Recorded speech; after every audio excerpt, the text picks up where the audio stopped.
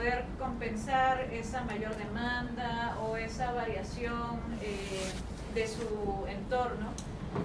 Y esta célula podría adaptarse, como ya hemos visto anteriormente, podría generar algún tipo de daño o lesión que puede ser reversible o en todo caso también llegar a morir y generar una lesión irreversible. Entonces,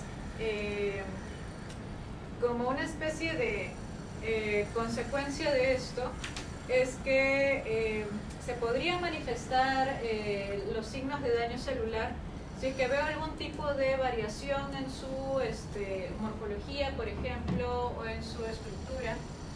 Y vamos a ver algunos ejemplos que podrían reconocerse tal vez con cambios a nivel citoplasmático o a nivel nuclear. Entonces, ¿de dónde pueden venir estos contenidos anormales de las células? Pueden ser producto del metabolismo celular, pueden venir del espacio extracelular o del ambiente externo al individuo. Por ahí mencionamos en la práctica, por ejemplo, algunas cosas que se inhalaban, por ejemplo, y vamos a tratar de recordarlo. Y según la naturaleza química de estos contenidos anormales, podemos tener acumulación de agua y electrolitos que ustedes ya han visto en lesión reversible, como degeneración hidrópica, edema celular o también llamado tumefacción. Claro, tumefacción. Acumulación de lípidos, como por ejemplo esteatosis, sí. También pueden acumularse otro tipo de componentes como carbohidratos, proteínas y pigmentos. Y estos pigmentos los vamos a poder reconocer porque es un color distinto a lo que esperaríamos ver en HIE, por ejemplo. Muchos de estos van a tener su propia tinción especial para poderlo reconocer, y es importante que también ustedes aprendan cuáles son las posibilidades de tinciones especiales. Entonces, por ejemplo, vamos con las de origen lipídico. Dentro de las de origen lipídico podemos tener de dónde vienen esos ácidos grasos, por ejemplo de la dieta. Puede ser que coma demasiadas grasas tal vez en la dieta, puede ser de que haya una mayor movilización de ácidos grasos desde el tejido adiposo por algún tipo de demanda metabólica que necesite liberar ácidos grasos desde este tejido. También puede ser por la síntesis a partir del acetato, y según los tipos de acumulación de lípidos podemos tener la acumulación de triglicéridos tanto en hígado, corazón y riñón, que ya hemos visto anteriormente como esteatosis, la acumulación de colesterol a manera de ésteres, fosfolípidos, que serían las figuras de mielina, que en ciertos contextos de lesión tanto reversible como llegando a necrosis podrían estar generando esta alteración del citoplasma de las células, y la lipofucsina, que es un pigmento de desgaste que vamos a ver que está más asociado al envejecimiento celular. Posibles causas de la acumulación de lípidos tenemos varios, entre los que generan hipoxia, como ya hemos visto anteriormente. En el tema de esteatosis hemos hablado bastante de hipoxia. Hay otros fármacos o drogas que podrían generar una disminución de la síntesis proteica, algún tipo de mayor movilización y síntesis de ácidos grasos, malnutrición por específicamente dietas ricas en grasa o inanición, recordando que también lo hemos mencionado anteriormente, ¿no? Que no podemos simplemente decir malnutrición porque es muy amplio. Entonces, específicamente en este caso estamos aclarando que son dietas ricas en grasa, o, por ejemplo, inanición, que es, ¿qué entendemos por inanición?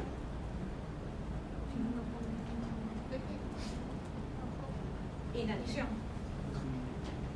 Alguien debe haber escuchado inanición en algún momento. O podemos googlearlo, ¿no? Inanición. Vamos, ¿qué es inanición? Cuando no se come por un buen tiempo, sí, claro. Entonces, eso también, o sea, si no comes, ¿estás malnutrido? Pues sí, claro. O sea, no siempre es un desbalance en algún tipo de nutriente, sino es también, por ejemplo, que no coma el paciente. Obesidad también podría ser un factor que desencadene la acumulación de estos lípidos. Y ya tenemos una idea de cómo se ve microscópicamente. Ustedes ya han reconocido la esteatosis con la formación de microvesículas o macrovesículas en varios casos, con bordes bien definidos, en imagen negativa de la grasa, que se acumulan dentro del citoplasma de las células. Cuando mencionan este aspecto adipositario en forma de anillo de sello, se refiere a la presentación de macrovacuolas. Entonces, para tener una idea de eso de anillo de sello, se refiere a que, por ejemplo, si yo tengo acá el hepatocito y tengo una macrovacuola, el núcleo se va desplazado hacia un borde de la célula y esa sería la forma de anillo de sello, o sea, la vacuola gigante y el núcleo ahí como si fuese la piedrita que va encima del anillo, ¿no? A eso se refiere. Entonces, en algunos libros lo mencionan así también, y suele ser una característica de este tipo de acumulación, pero específicamente por macrovacuolas. Macroscópicamente, ¿cómo lo vería? Todo un aumento del tamaño, definitivamente, porque estamos hablando de que la célula también está incrementando un poco su volumen citoplasmático por la acumulación de las vacuolas. Puede tener una apariencia amarillenta pálida, ligeramente blanquecina, pero sobre todo amarillenta. El amarillo es el color clave. Y suele ser una consistencia friable o untuosa al corte. Untuoso se refiere a como que como medio cremoso, o sea, como por ejemplo si le metes el cuchillo a la mantequilla que está a temperatura ambiente, o sea, no en la refri, sino está a temperatura ambiente, le metes y se desliza fácilmente. A eso se refiere como untuoso al corte. Puede ser de que alguno de ustedes se lo encuentre en su necropsia, así que sería interesante que lo recuerden o que le encuentren un sentido, pues, ¿no? Lipofucsina es otro tipo de acumulación. Es un pigmento de desgaste que nosotros vamos a poder encontrar a consecuencia de la peroxidación y polimerización de ácidos grasos. Y esto no genera un problema para las células, simplemente es evidencia de tiempo, ¿no? Del envejecimiento celular. No le genera algún daño, simplemente es un pigmento que veo, nada más. Y me puede orientar pues a justamente eso, ¿no? De que las células están pasando por un proceso de envejecimiento o senescencia. Y ahí sí darle algún contexto, ¿ya? ¿Dónde sueles encontrarlo? En el caso del hígado, o sea, hepatocitos, en neuronas y en cardiomiocitos. En el caso de pacientes que tengan una edad muy avanzada, gerontes, o en todo caso que estén pasando por caquexia, por un cuadro severo de malnutrición también, suele ser algo que pueden encontrar. ¿Y cómo lo vamos a ver? De esta forma. ¿Qué tipo de tejido estamos viendo acá? Hígado, sí. Entonces, ¿qué células son? Hepatocitos, ¿no? Sí los podemos reconocer, su núcleo grande, redondo, la mayoría pues central, y el pigmento que está señalado por la flecha, que ustedes ¿de qué color lo dirían? ¿Qué color lo ven? Dorado, rojizo, medio naranja, ¿no? Por ahí, en ese rango, ¿no? Y se está acumulando en el núcleo o en el citoplasma. En el citoplasma, ¿no? Entonces, acuérdense de que es importante cuando ustedes describen algo, mencionar, ¿no? Está dentro de la célula ya, pero ¿en qué parte de la célula? ¿Dentro del núcleo o dentro del citoplasma? Suele mencionarse incluso perinuclear, o sea, citoplasma, pero cercano o alrededor del núcleo, como este tipo de pigmento, ¿no? Pequeños gránulos. Cuando vemos como puntitos, que son esos pequeños circulitos que podríamos encontrar dentro del citoplasma, lo podemos describir como gránulos. O sea, cuando ves pequeñas bolitas, ¿no? Pueden ser gránulos de color tal, en el citoplasma. En este caso también tenemos, pero en miocardio. Entonces tenemos acá el corte, se identifica claramente que es miocardio y está alrededor de o cercano al núcleo de los cardiomiocitos. Y en la microscopía electrónica también se ve, obviamente acá no lo veo del color que corresponde, pero está ubicado alrededor del núcleo. Se tiende a tener una ubicación perinuclear. Ahora, otro tipo de acumulación lipídica que también mencionamos en la clase práctica era la aterosclerosis, que era la acumulación de colesterol. En el caso de la aterosclerosis, recordemos que esta acumulación de lípidos puede darse a manera de placas. Macroscópicamente tiende a ser placas. ¿Eso qué quiere decir? Una placa es una lesión como aplanada, que se ubicaría en alguna pared. Puede ser en la superficie o generando un engrosamiento de alguna porción de la pared. Y en este caso se menciona que las células del músculo liso y los macrófagos a nivel de la íntima de grandes arterias como la aorta pueden estar rellenos de estas vacuolas lipídicas. Entonces, si alguien de ustedes está sospechando de aterosclerosis en la práctica, sería importante que ubiquen justamente las células del músculo liso, o sea, de qué túnicas estamos hablando, si es músculo liso, la túnica media, ¿no? Y tratar de identificar lo que vendrían a ser macrófagos, en donde se dice que se acumulan en la íntima, ¿ya? Cuando hablan de unas células con apariencia espumosa, se refieren a que en el citoplasma de la célula, o sea, si esto es el núcleo, esto es un macrófago, ¿ya? Se refiere a que el citoplasma de la célula se vería como muy vacuolado. Cada vez que ustedes lean célula espumosa, se refiere a eso, ¿ya? Que el citoplasma de ese macrófago se va a ver vacuolado. Y eso suele ser a consecuencia de que estas células están fagocitando bastante, están fagocitando mucho de algo, y en este caso en particular está fagocitando colesterol, ¿ya? ¿De dónde viene esto? Es específicamente el de baja densidad, el LDL, el que suele estar más asociado a este tipo de patología. Hay otros tipos de acumulaciones de colesterol que son los xantomas y la colesterolosis. En el caso de los xantomas, estas células van a generar como una especie de masa. Suele mencionarse a nivel subcutáneo y tener una apariencia como si fuese un tumor. Y es amarillo, un amarillo bien intenso. Suele ser frecuente en ciertas aves, tipo loritos, que he escuchado más frecuentemente mencionar la aparición de xantomas. Y en el caso de colesterolosis, pues en este caso estamos hablando de la lámina propia de la vesícula biliar, ¿no? Es como que otra ubicación, tiene otro nombre, justamente por eso, ¿ya? Pero en todo esto estamos hablando de acumulación de colesterol y se dan cuenta de que son los macrófagos los que están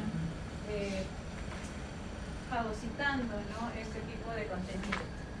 Otro tipo de acumulación sería el glucógeno, y en este caso puede ser a consecuencia de que haya algún problema en el metabolismo de la glucosa, por ejemplo en el contexto de enfermedades como la diabetes, o alteración en el metabolismo del glucógeno cuando hay una mayor actividad de la glucogénesis, o por algún tipo de problema hepático relacionado a esteroides, anoxia, que no es lo mismo que hipoxia. Anoxia sería, si hipoxia es menor cantidad de oxígeno, anoxia es que no hay, ¿ya?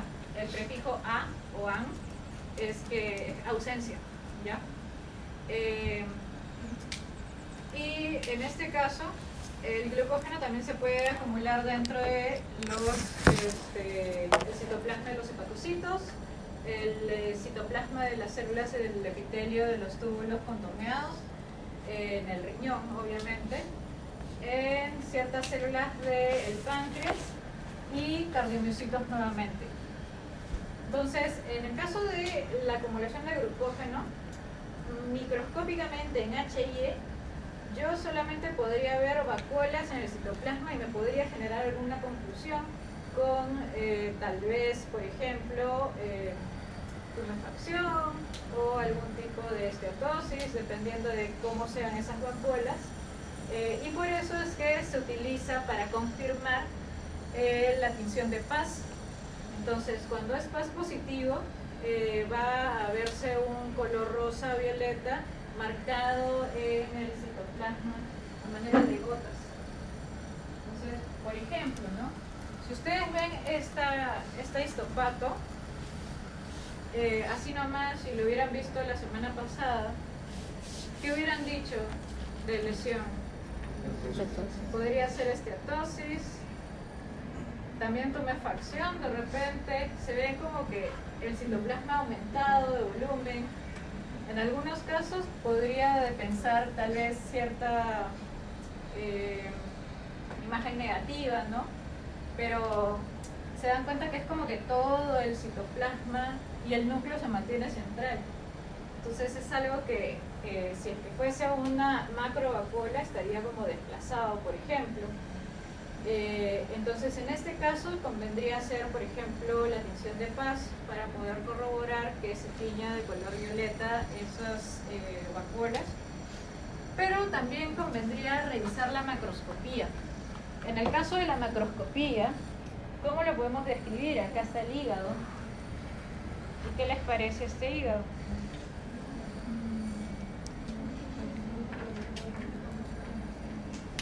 Color amarillo, escuché por ahí. ¿Ah? Medio marrón. Vamos a regresar al otro hígado que vimos hace rato. Ya, este era el de esteatosis. El color, ¿cómo lo describen? Amarillento, sí. Un poco medio naranja también, sí. Pero con más tonos de amarillo que otra cosa. Brillante. Superficie lisa o irregular. Lisa. Comparemos ahora con este hígado.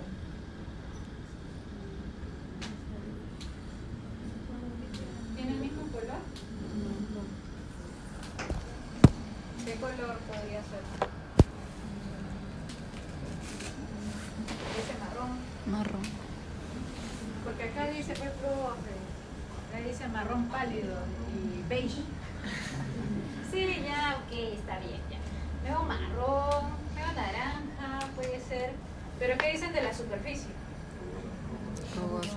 Bueno, no sé, no lo estoy tocando, pero podría tener una apariencia rugosa, o sea, irregular, ¿no? Una superficie granular podría ser. No es lisa. En la esteatosis sí, la superficie es lisa. Y es algo entonces que puedo hacer para diferenciar. Entonces, si ustedes también continúan la lectura de la leyenda, menciona, dice, el hígado usualmente está agrandado, con los bordes redondeados, y la superficie de corte podría ser como abultada, o sea, como que sobresale, lo cortas y se ve, se tiene una apariencia hinchada, pero no grasosa, cosa que me ayuda también a diferenciar de una esteatosis en donde lo untuoso, que sería como grasoso o oleoso, me orienta a esteatosis. Y bueno, en este caso pues tenemos la vacuolización del citoplasma bastante amplia, pero parece como focal, ¿no? Y esto es con Paz. Ese mismo corte de hígado le pusieron Paz y no se ve nada. Ustedes lo van a ver mejor en su pantalla respectiva, salvo que cierren un poco las cortinas, pero son pequeños gránulos un poco más acidófilos dentro del citoplasma del escorzo hepatocellular. Ahora, proteínas.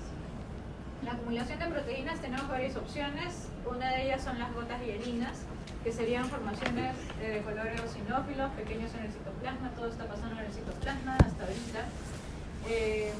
Y en este caso puede ser a consecuencia de la aparición de proteinuria. Cuando mencionan la palabra proteinuria se refiere a que se está filtrando proteínas a través de la orina. Y eso no es normal, porque se supone que el riñón debería, a nivel glomerular, debería pues no dejar pasar proteínas, sino simplemente otro tipo de elementos de desecho y las proteínas quedarse dentro de la circulación. Pero si hay un daño glomerular, se filtran las proteínas y se denomina proteinuria. Y a consecuencia de esto es que yo puedo encontrar a nivel de las células del epitelio tubular renal esta acumulación de gotas hialinas. Entonces sería interesante, los que han visto riñón con algún daño glomerular importante, corroborar si es que, por ejemplo, hay algunas células de ese epitelio tubular que podrían tener algún tipo de acumulación de gotas, que serían igualmente pequeños circulitos, ¿no? En su citoplasma. Los cuerpos de Russell, en este caso, son también acumulaciones dentro del citoplasma, pero específicamente de células plasmáticas, o sea, plasmocitos, que podríamos también estar encontrando de color eosinófilo. Hasta ahorita seguimos con coloración eosinófila. Y luego tenemos los cuerpos de inclusión, que también brevemente los mencionamos dentro de la clase práctica.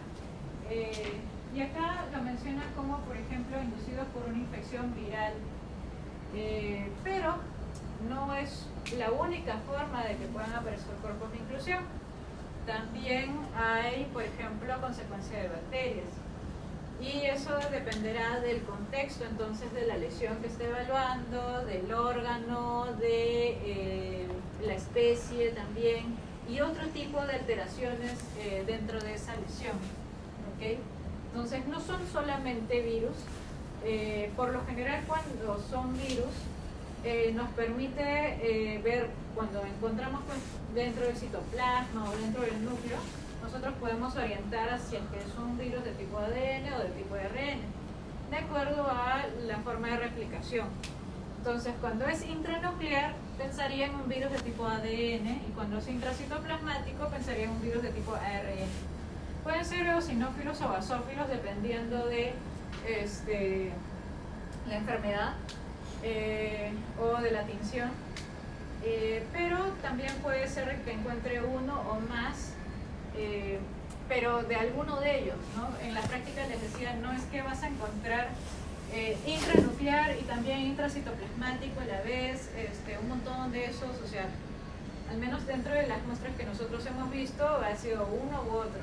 Y de repente en alguno de los casos que ustedes están evaluando, tal vez han encontrado más de uno intracitoplasmático. Por lo general son, los que pueden ser múltiples, por lo general son los intracitoplasmáticos, más que los intranucleares. Por lo general los intranucleares es uno solo y grandote también, ¿ya? Pero son opciones de acuerdo a lo que ustedes estén revisando. Ya que tenemos algunos ejemplos, el que dice A, que está hacia la izquierda, son las gotas hialinas. Podemos observar que es un túbulo renal, igual acá. Y ven su citoplasma, se ven un montón de bolitas, puntitos acidófilos. Esas son las gotas hialinas en este caso. Si ustedes sospechan de gotas hialinas, váyanse a ver cómo están los glomérulos. ¿Okay? Vayan a ver cómo están los glomérulos para poder corroborar si que efectivamente hay un daño glomerular. Y este es un ejemplo de cuerpos de inclusión. Este es el núcleo, ¿ya? Este es el cuerpo de inclusión. Y esto es un nucleolo. O sea, este es un ejemplo bastante interesante porque nos permite diferenciar cuerpo de inclusión de nucleolo. algo que les dije en la práctica era siempre traten de identificar cuál es la célula y cuál es el núcleo, tratando de ver y delimitar el borde de la membrana nuclear. Entonces, de acuerdo a cómo veo el color del borde de la membrana nuclear, podría tener compatibilidad con el color del nucleolo, pero el cuerpo de inclusión tendría un color distinto. En este caso tiene un tono más acidófilo, a comparación de lo demás que estoy viendo, que es parte del núcleo, que es más basófilo, ¿no? La cromatina tiende a empujarse hacia el borde de la membrana, y el nucleolo pues es parte también de esta estructura y va a tener un color más basófilo. Hay otro núcleo y su cuerpo de inclusión intranuclear, que es un tono más acidófilo. ¿Se ve la diferencia? ¿Sí? ¿Hay alguna pregunta? ¿No? Espero que se esté entendiendo. ¿Quiénes han visto cuerpo de inclusión en la práctica? ¿O sospechan de? Hay varios casos. Yo creo que hay más, pero ya. Obviamente hay más. Acá hay otro ejemplo, que son células, dice neuronas. Estamos viendo un corte de cerebro y tenemos acá la neurona, la célula, su núcleo, todo eso es su citoplasma, y por cuestiones de la luz, tal vez no se delimita bien, pero acá está, no sé si lo llegan a ver, hay un circulito un poquito más acidófilo, y de hecho lo pueden ver mejor en sus pantallas respectivas, pero esto es un cuerpo de inclusión intracitoplasmático en una neurona, que se denomina corpúsculo de Negri o cuerpo de Negri, que me está diciendo que si esto es un cerebro, por ejemplo, de canino, sería muy indicativo de rabia. Algo que es importante mencionar con los cuerpos de inclusión es que suelen considerarse como lesiones patognomónicas. ¿Ya? Lo vamos a anotar acá. Patognomónicas. ¿Qué es una lesión patognomónica? Es una lesión que te permite orientar a un diagnóstico de enfermedad. O sea, tú ves el cuerpo de inclusión intracitoplasmático en la neurona del cerebro de un perro, entonces piensas en rabia. Ves el cuerpo de inclusión intranuclear en el núcleo del hepatocito del hígado de un perro y piensas en ¿qué? ¿Qué? En adenovirus tipo 1, o sea, la enfermedad de hepatitis infecciosa canina. Entonces, y así pueden ustedes encontrar en otros casos variados que estas lesiones ya te dicen la noxa es tal, por lo tanto la enfermedad se llama tal, ¿ya? Hay casos como por ejemplo en donde el cuerpo de inclusión tiene un nombre propio, que es el cuerpo de Negri. Hay otros más que también tienen nombres propios. Si ustedes llegan en su investigación a encontrar que su cuerpo de inclusión tiene un nombre particular, aprovechen y también coméntenlo en la exposición, pueden agregarlo de repente en sus descripciones, sería algo interesante. Bien, ahora vamos a ver ciertos depósitos extracelulares y el primero que vamos a mencionar es la amiloidosis. Ya como la categoría nos está diciendo, es fuera de la célula. La sustancia amiloide es una sustancia proteica, ¿ya? ¿Y qué es lo que pasa acá? Que hay un mal plegamiento de proteínas que va a generar que estas puedas tener de dos tipos: la sustancia amiloide de cadena ligera y la de tipo asociada, o sea, AL y AA. Y estos problemas del plegamiento, o sea, físicamente estas proteínas están mal configuradas, digamos, va a hacer de que se acumulen de manera exagerada, generando problemas en el tejido adyacente. Entonces, lo que podría encontrar microscópicamente para identificar esta sustancia amiloide es que vería una sustancia amorfa, de apariencia hialina y de color eosinófilo pálido, rodeando vasos sanguíneos. Siempre rodea vasos sanguíneos, ¿ya? Siempre está alrededor de algún vaso sanguíneo. Eso es importante porque te orienta a una ubicación particular, ¿ya? Cuando hablan de apariencia hialina, se refiere a que es como si fuese medio homogéneo el fondo, ¿ya? Sustancia amorfa, entienden pues que no son gránulos, no son vacuolas, no tienen una forma definida, entonces por eso dicen amorfa. Y en coloración HIE se ve de un color acidófilo o eosinófilo pálido, ¿ya? Solo si es que yo le aplico una tinción especial, que es el rojo Congo, es que yo lo voy a poder ver de un color distinto, que sería de un color naranja ladrillo, y también se suele utilizar lo que es la birrefringencia con la luz polarizada, o sea, con el microscopio lo pones como que en modo luz polarizada, o sea, como que todo oscuro, y va a resaltar de un color verde esta sustancia amiloide. Vamos a ver algunas fotos para que lo puedan entender mejor. Bueno, antes de las fotos, vamos a ver de que la amiloidosis puede ser de manera localizada o puede ser de forma sistémica. O sea, puede estar acumulándose en un órgano en particular, en una ubicación específica, como por ejemplo a nivel del corazón, cerebro, glándulas de tipo endocrinas, y frecuentemente en casos de senilidad.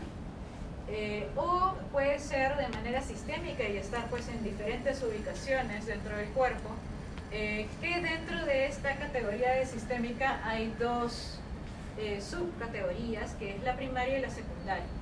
Entonces, en el caso de la primaria es cuando hay problemas con las células plasmáticas. Un ejemplo frecuente es el mieloma, que es un tumor de las células plasmáticas o plasmocitos.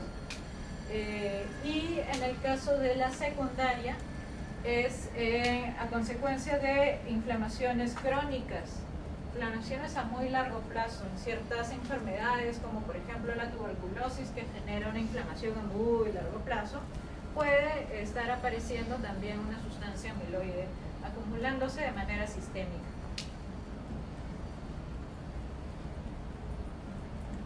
Ahora sí, la fluiditis. Entonces, vamos con la imagen de la izquierda, que es, ¿qué órgano es? Riñón. Ya, acá tengo túbulos, y en el centro de la imagen tenemos un glomérulo o un corpúsculo, porque tenemos la cápsula de goma. Ya, está bien. Ya, tenemos esta estructura, sabemos que es riñón. Perfecto. ¿Qué está pasando? Ese glomérulo se ve raro. No hay mucho espacio de Bowman para empezar, por ejemplo, como que eso llama un poquito la atención. Y cuando comienzo a ver de manera detallada, pareciera que hubiese mucho de un color acidófilo. O sea, usualmente, ¿de qué está compuesto el glomérulo? O sea, ¿se acuerdan? ¿Qué es? Seguramente tenemos expertos en riñones porque ustedes han recibido riñones en la práctica. Han hecho su super investigación de las referencias histológicas del riñón. ¿De qué está hecho el glomérulo? Capilares, ¿ya? Ok. Los capilares son vasos sanguíneos. Ya, ok. Entonces, tenemos, ¿hay células? Sí, hay células. Pero tenemos una sustancia. Cuando veo un fondo ahí, algo de un color que no está dentro de una célula y está extracelular, lo puedo denominar sustancia. O sea, siempre tengo que decir qué cosa es, ¿no? son gránulos, son sustancias, son restos, son qué, ¿ya? Entonces esto es una sustancia. ¿De qué color? Acidófila. ¿Es intensa o es tenue? Tenue, ¿ya? Una sustancia acidófila tenue o pálida, puede ser cualquiera, y es homogénea, no se ve como grumosa, no se ve como puntitos, sino se ve como muy parejo, como si hubieras estado pintando con acuarela, por ejemplo. Se ve bastante homogéneo y eso es una apariencia hialina, ¿ya? Y tenemos vasos sanguíneos, y considerando por ejemplo lo que dijo su compañero, ¿no? Hay capilares que se supone que forman parte del glomérulo, del ovillo glomerular. Entonces esta sustancia se está acumulando alrededor de estos vasos sanguíneos. Coincide con la definición de sustancia amiloide. Si tengo esta sospecha, yo le aplico la tinción especial rojo Congo y tengo esta imagen de acá. Ahora, cuando yo le he aplicado el rojo Congo, esa sustancia homogénea ahora tiene un color naranja ladrillo, o naranja, puedes decir naranja. Profesora, yo he visto ladrillos rojos, ya, pero esta es como que naranja, ya, dale naranja. Sigue siendo homogéneo y ya, pues, ¿no? Te confirma que esto es sustancia amiloide.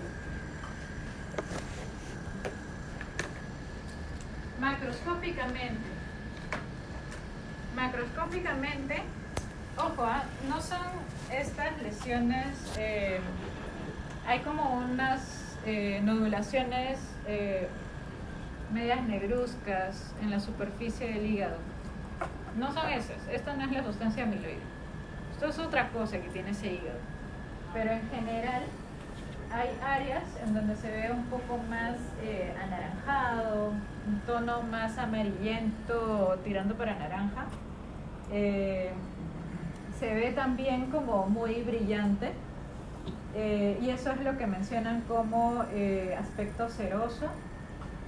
Ceroso con S, creo que más bien se refería a ceroso con C, me parece. En otra referencia había leído que es como de cera, o sea, como si fuese una vela. Ahí está mal. Pero bueno, la cosa es que es algo que, como se está acumulando extracelularmente, genera un aumento del tamaño también de este órgano y cierta fragilidad del mismo. Entonces pasa mucho que cuando hay una acumulación de sustancia amiloide en algún órgano, como por ejemplo el hígado, el vaso, por ejemplo, también puede acumular sustancia amiloide. Ante un golpe, eso se rompe y ya no hay forma de repararlo. Eso comienza a generar una hemorragia así brutal y el paciente puede fallecer justamente por shock hipovolémico, o sea, un desangramiento interno.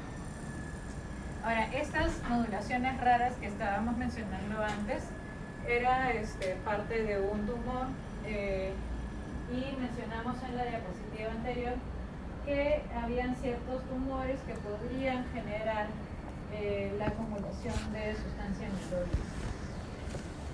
Una microscopía, creo que esta es mejor que la anterior, porque podemos ver la diferencia de colores un poco más marcada. En el caso de la izquierda, está de acá, la letra A, es, ¿qué órgano es? Hígado. Acá están los cordones. ¿Sí ven? Estos son los cordones.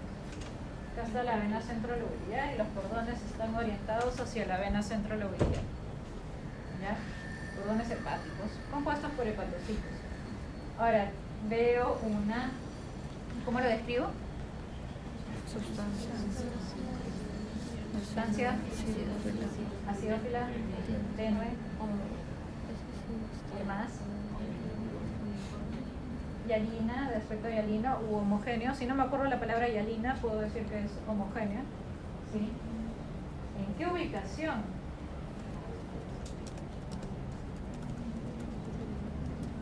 ¿En qué ubicación está?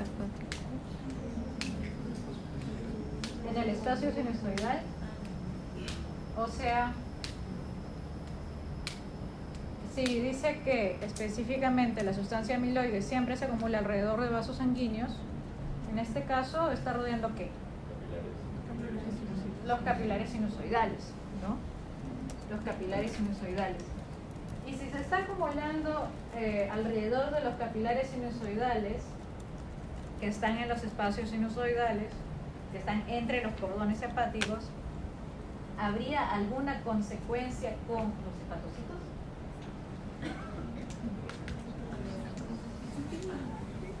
¿Qué dicen? ¿Se ve o no se ve el cambio?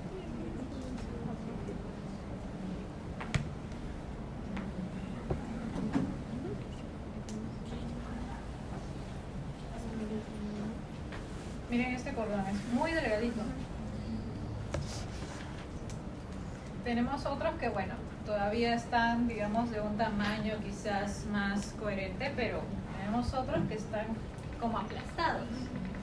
Entonces, hay una compresión a consecuencia de esta acumulación de sustancia amiloide. Hay una atrofia a consecuencia de la acumulación de la sustancia amiloide. Y cuando se le aplica la tinción especial de rojo Congo, nuevamente veo que esa sustancia adquiere una coloración naranja, pero sigue siendo una sustancia homogénea, acumulándose alrededor de los capilares sinusoidales, aunque también se ve un poco alrededor de la vena centrolobiliar, que también es un vaso sanguíneo. Pigmentos.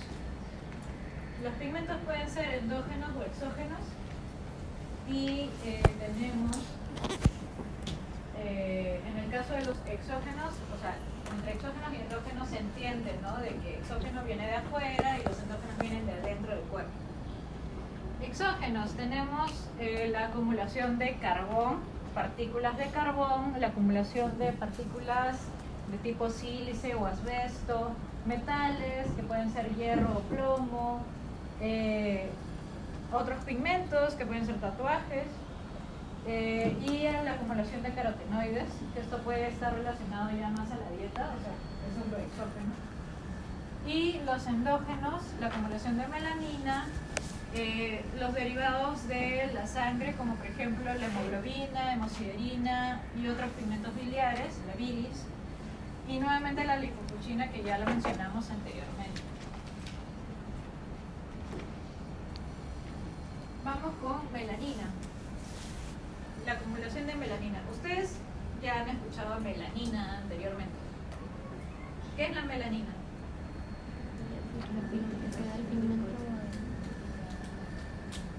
¿Qué es? ¿Dónde la suele ver? ¿Dónde suele encontrarse?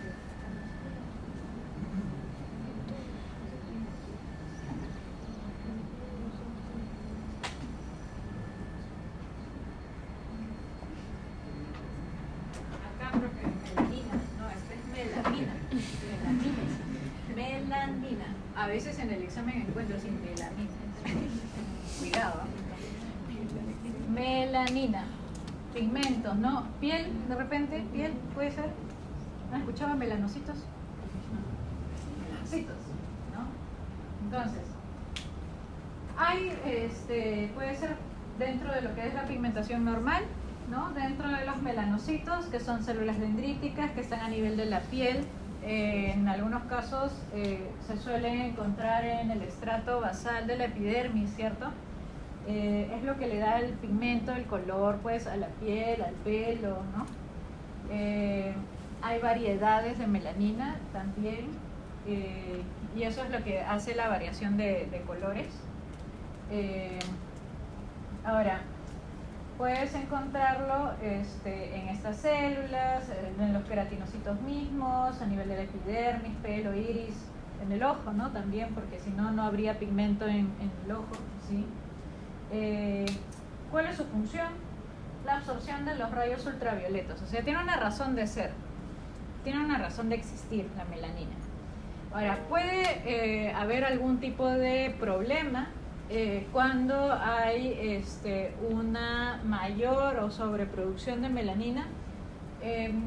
Digamos que en este caso la melanosis, que es lo que estamos viendo en la parte superior, que son estas manchas. Por ejemplo, esto es un pulmón, ¿no? Dice de una oveja.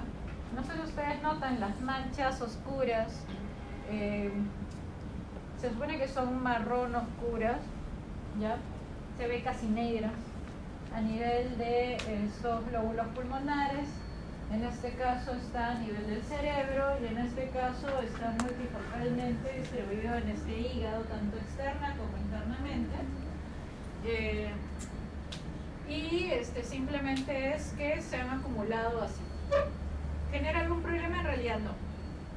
La melanosis no genera algún tipo de problema, simplemente se ve así y ya está.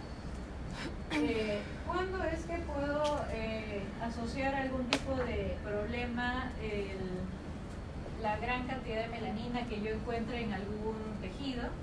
Probablemente cuando ya encuentre algún tumor de los melanocitos, que sería un melanoma. Un melanoma es un tumor de los melanocitos, en donde muchas veces, no siempre, muchas veces uno encuentra grandes cantidades de pigmento en alguna masa, en algún tejido que tiene un crecimiento exacerbado. Entonces, en ese sentido, los melanomas sí son un problema definitivamente porque es una neoplasia maligna. En el caso de la melanosis es simplemente un pigmento que se ha estado acumulando en estas ubicaciones, pero no genera problemas, ¿ya? Ahora, otros pigmentos, en este caso de origen hematógeno, tenemos al que se va a formar de la degradación del grupo hemo, y por ahí ya vamos a comenzar a ver también el tema de la producción de bilirrubina. Entonces, esto que está representado acá en el gráfico de la derecha es un macrófago. Ya. Todo esto es un macrófago, no se ve el núcleo.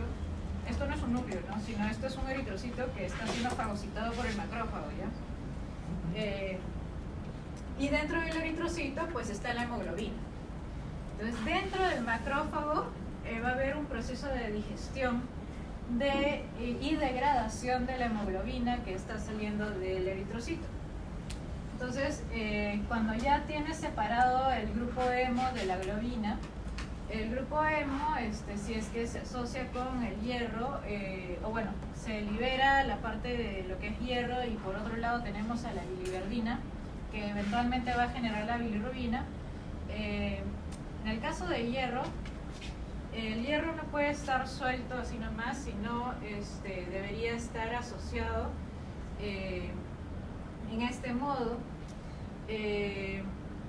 ya que, por ejemplo, como lo vemos ahí, el hierro se tiende a liberar en estado férrico, y si es que no se va a conjugar en el caso de la bilirrubina, ese es un problema. Ahorita lo vamos a entender un poco mejor con un cuadrito que tenemos más después de esta diapositiva.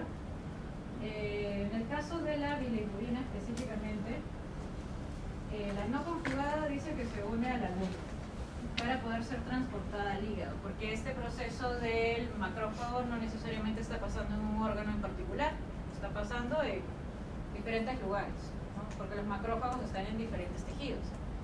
La cuestión es que la bilirrubina debe terminar siendo llevada al hígado, y dentro de los hepatocitos se va a generar la conjugación con el ácido glucurónico. Y al final va a ser excretado por la bilis. Esa es la ruta normal. Pero, ¿qué pasa si hay un aumento de la presentación de bilirrubina en sangre? En el caso de la hiperbilirrubinemia, que es el aumento de bilirrubina en sangre, tendríamos que también ver el caso de no conjugada o conjugada, que puede ser la versión que ya se conjugó en el hígado y que está saliendo a la sangre, o que no ha pasado por el hígado todavía y simplemente pues está libre en sangre, pero en su forma no conjugada. Y de acuerdo a que haya una mayor producción de bilirrubina o una disminución de repente la función hepática que no puede hacer esta conjugación, es que yo puedo encontrar esta variación dentro de la bioquímica sanguínea. Si ustedes son curiosos y revisan, ¿no?, un examen de bioquímica sanguínea, van a encontrar que la bilirrubina se disgrega de esa manera. Y eso tiene esta razón de buscarse, ¿no? Porque nos puede decir de que, por ejemplo, ¿no?, si tenemos una mayor cantidad de bilirrubina conjugada, puede ser de que hay un problema de los hepatocitos en sí, que no pueden continuar haciendo su función, o que haya una menor cantidad que esté saliendo hacia la bilis, y esto se denomina cholestasis, que puede ser intra o extrahepática, y acá va a ser mucho mejor. Tenemos a los eritrocitos, que son fagocitados por el macrófago, ¿ya? Entonces acá se tiene que dar la disgregación del grupo hemo y la formación de biliverdina, que termina siendo la bilirrubina. En sangre debería estar asociada con la albúmina, y esta es una forma en la que todavía no está conjugada, porque cuando llega al hígado, dentro de los hepatocitos, es que se da la conjugación. Una vez conjugada es que sale a través del conducto biliar con la bilis hacia el duodeno. O sea, esa es la ruta, ¿ya? Esa es la ruta normal, y bueno, sigue su proceso en donde se va a dividir, ¿no? Cuando se va hacia la orina es el urobilinógeno, y el pigmento de las heces sería la estercobilina, pero esos son otros pigmentos, ¿ya? Pero eso no nos importa mucho ahorita. Lo importante es saber de que hay un proceso antes de llegar al hígado, hay un proceso en el hígado y hay otro proceso después del hígado. Entonces, la acumulación de esto, que es la colestasis, puede ser prehepática, hepática o poshepática, que es lo que finalmente determina la aparición de la ictericia. Ustedes han visto esta palabra seguramente anteriormente, que es una coloración amarillenta de los tejidos, específicamente mucosas, principalmente mucosas, que se van a ver amarillentas, y de acuerdo a dónde está el problema, qué es lo que está generando que se esté acumulando la bilirrubina en sangre, si es que es un problema antes del hígado, en el hígado o después del hígado, es que se puede clasificar, ¿ya? En el caso de una ictericia prehepática, suele ser, ya que según el dibujito anterior, antes del hígado, ¿qué es lo que el proceso está dándose a nivel de los vasos sanguíneos, por ejemplo, ¿no? Entonces, prehepática sería algún problema con la sangre. Hay una lisis de los eritrocitos que puede ser intra o extravascular, o sea, dentro de los vasos sanguíneos o en algún otro órgano están lisándose los eritrocitos, y los macrófagos están yendo a fagocitar y a generar todo este proceso de la acumulación de bilirrubina. Ejemplos en donde se puede presenciar esto es en la leptospirosis, babesiosis, en otros tipos de compuestos, por ejemplo, como la fenotresina y otros venenos, en otros casos de otras especies.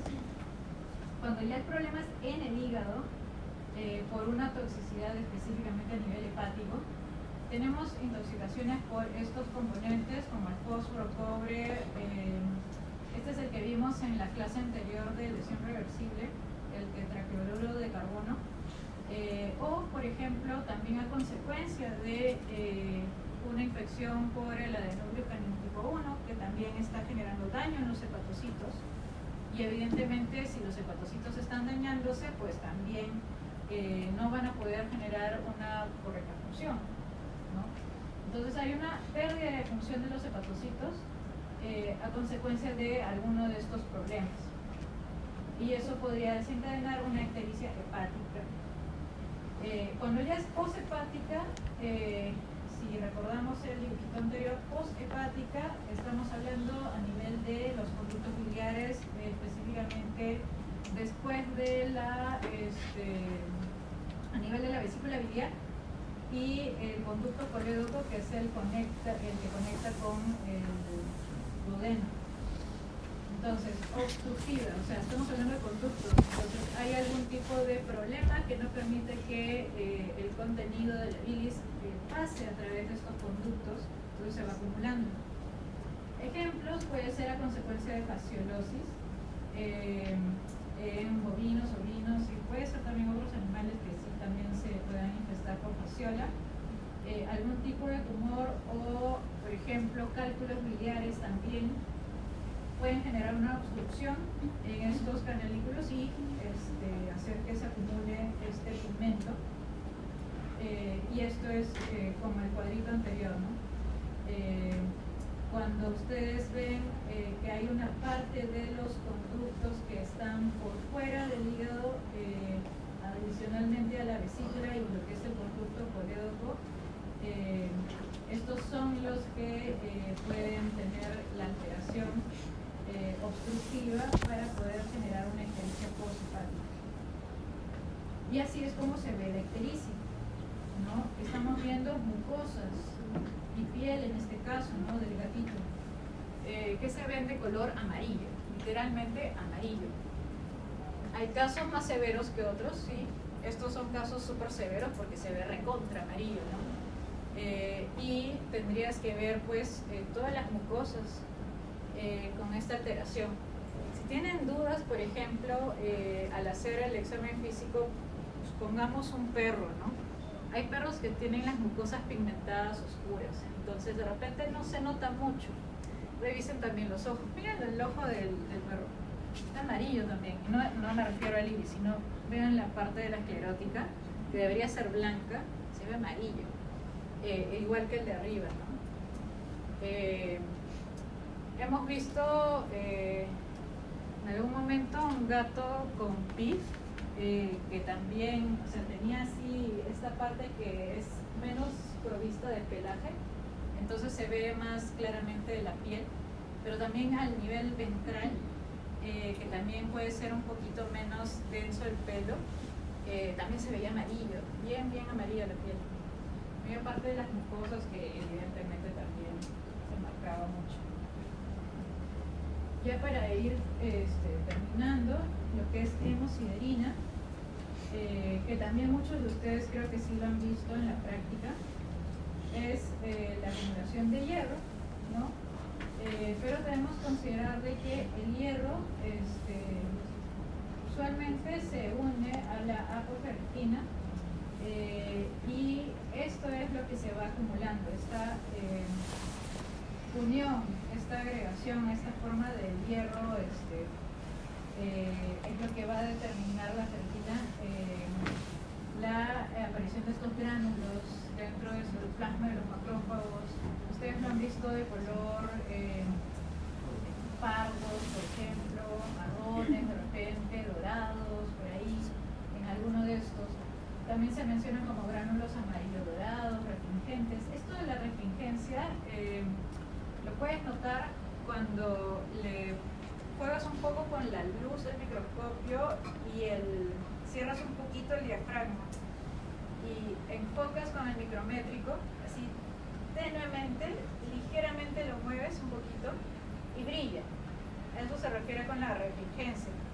Y eso pasa bastante con los eritrocitos también. Entonces, considerando de que esto es un proceso también de degradación de un compuesto que forma parte de los eritrocitos, lo pueden asociar también de esa manera, ¿no? Esta característica de la refringencia puede ser algo que les ayude a diferenciar, sobre todo cuando la hemosiderina de repente se está viendo de un color muy oscuro y me hace pensar que, oye, pero ¿y si no es antracosis? Puedes también corroborarlo de esa manera. Y aparte del contexto también, ¿no?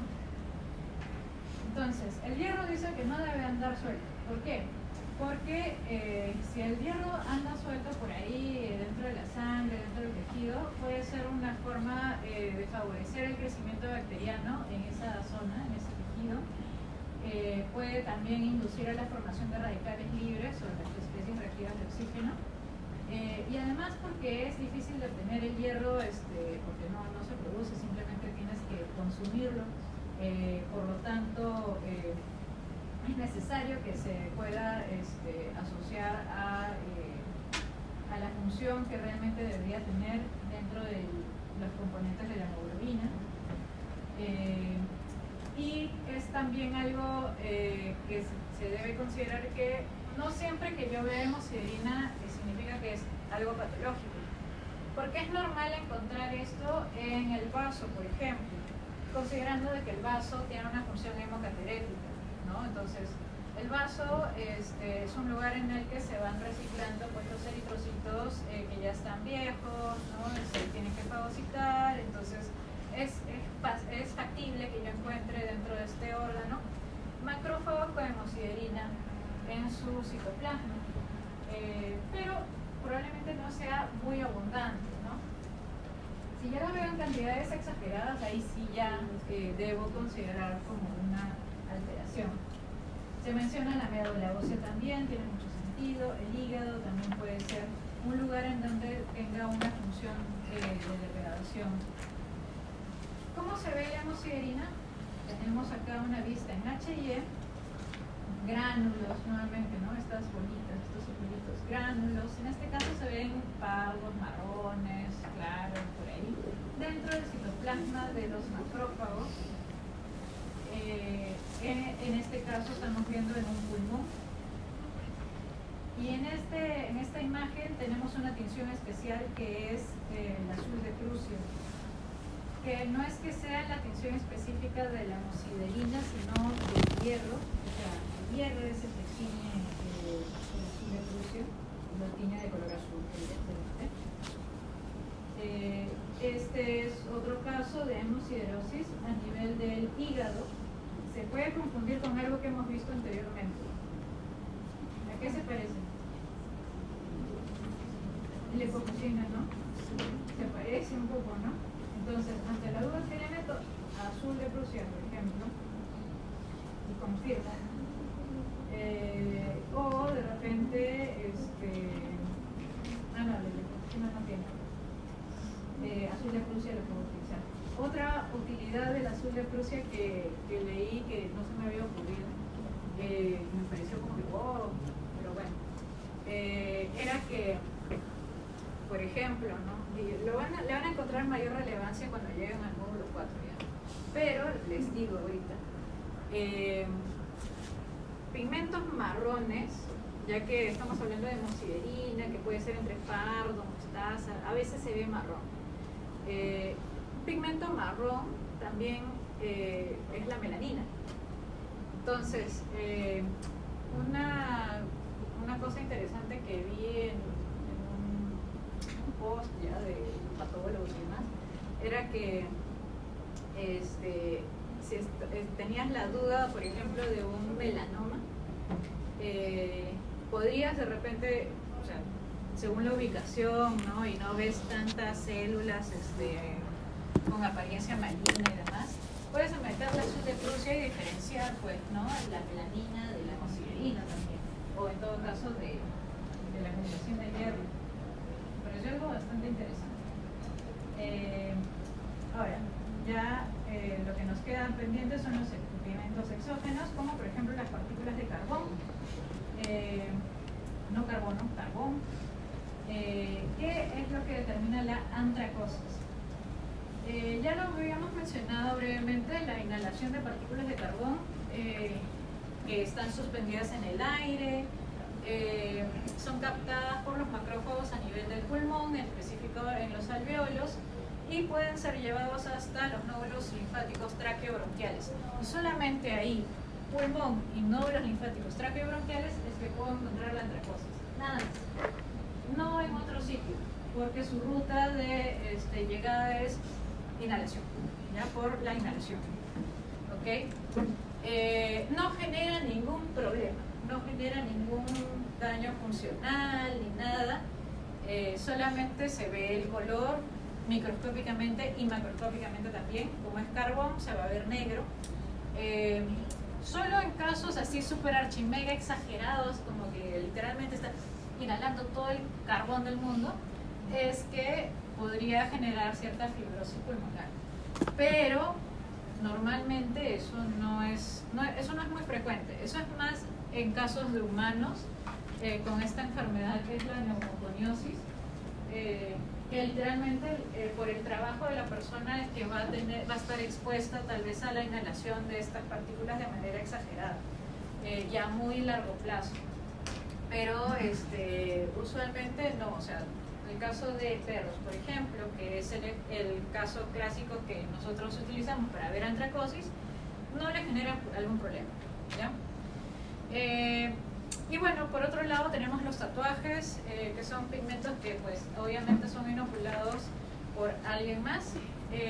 Estos pigmentos son fagocitados también por los macrófagos, específicamente de la piel de la dermis. Y estos macrófagos tienden a, se menciona que fagocitan este pigmento y se quedan ahí. O sea, como que hay otros macrófagos que pues pueden ir y tratan de centrarlos, mantenerlos ahí, esos macrófagos en ese lugar, y ya no se mueven y ya no hay mayor degradación del tejido, y por eso es que el tatuaje tiende a permanecer por el resto de la vida en esa ubicación, no se desaparecen. Por lo general no desencadena una respuesta inflamatoria, pero en algunas personas sí se dice de que tiende a generar una especie de sensibilización de los macrófagos y podría ser un poco más sensible ante algún otro tipo de alergeno y como que vuelve más fácilmente alérgico a otra cosa. Entonces pasa en algunos, pasa en otros no, entonces es algo variable, no es una regla específica. Antracosis, macroscópicamente, esto es un pulmón, macroscópicamente se ven muchos puntitos chiquititos de color negro, y ese es el denominado salpicado de pimienta. Apariencia de salpicado de pimienta, nuevamente las cosas de la cocina, de la comida involucradas en la patología, pero que no necesariamente voy a utilizar esa descripción tal cual, ¿no? Voy a describirlo como erupciones de repente negras, de apariencia cuneiforme, distribuidas en tal forma, ¿ya? Entonces evalúen eso. Acá una microscopía alrededor de un bronquiolo, y en la de la derecha tenemos a nivel de un nódulo linfático, y seguramente es el tráqueo bronquial, que no hay otro. Por último, la calcificación, que puede ser distrófica o metastásica. La distrófica en zonas de necrosis, punto, nada más. Zonas de necrosis ya lo hemos visto como gránulos, no, esta es macroscopía. Microscópicamente ya lo hemos visto como una sustancia amorfa, basófila intensa. Acuérdense, siempre es basófila intensa, ya la clasificación sea cual sea, siempre es basófila intensa. Puede ser intra o extracelular, la clasificación puede ser intra o extracelular, o puede estar en ambas, y suele ser amorfa, a veces agrupada, como menciona acá. Y la metastásica, no a consecuencia de necrosis, sino por ejemplo en casos donde hay hipercalcemia. Entonces habría que ver cuáles son las causas de hipercalcemia para el caso respectivo que se esté evaluando. Hay algunos ejemplos acá de cuadros que podrían llevar a una hipercalcemia. Así que si alguno de ustedes está sospechando de una calcificación metastásica, pues pueden asociarlo a alguno de estos, pero escojan un ejemplo que genere insuficiencia renal. O sea, no pongan de frente insuficiencia renal, ya, pero ¿qué es lo que generó la insuficiencia renal en ese animal? ¿Ya? Acá de manera amorfa, acá de manera lineal. Macroscópicamente tiene un aspecto de tiza, es una sustancia opaca, blanquecina, también en grupos, pero lo opaco es lo que genera ese supuesto aspecto en forma de tiza. ¿Ya? Y con eso entonces hemos terminado módulo 1 y vamos a escuchar a la exposición del grupo respectivo.